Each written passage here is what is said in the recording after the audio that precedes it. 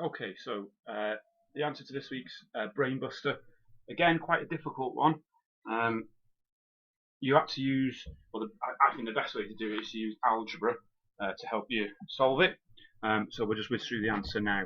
So this was the problem. I know ice cream sticks make people feel a bit funny. I presume it's because it's American. So what we have to do is we have to use set up an equation and solve it, and we'll just whiz through how you do that.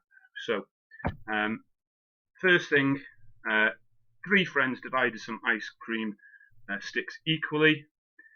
So what I did is I said I'm going to let the number of ice cream sticks, which is what we want to find, be equal to x. So in algebra we use a letter to describe a number that we don't know. Each of them ate 4, which is 12 in total. So they had x, which is the number of ice creams they started with, take away 12, they had that x minus 12 ice creams left. Then the problem says the total number of ice cream sticks remaining is equal to the ice cream sticks each had after division. So this is the number of ice cream sticks they had left over, which is what they had initially divided by 3. We write that as x over 3. Then what we've got to do is we've got to form an equation, and we do that as seen here. So we set up an equation and we solve it. So x minus 12, which is the number of ice creams they had after they'd eaten the 12, is equal to the number of ice creams that they had in total divided by 3.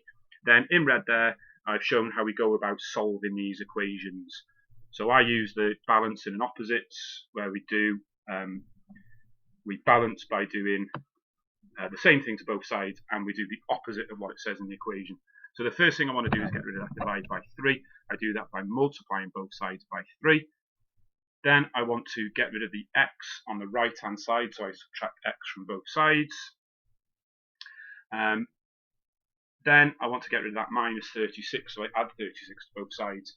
And finally I want to get rid of that times by 2, so I divide both sides by 2. That gives me x, which is the number of ice creams which they started with, equal to 18. So well done if you managed to get that. If you didn't, don't worry, it was quite a tricky one. See if we can set one that's a little bit easier at the end of this week.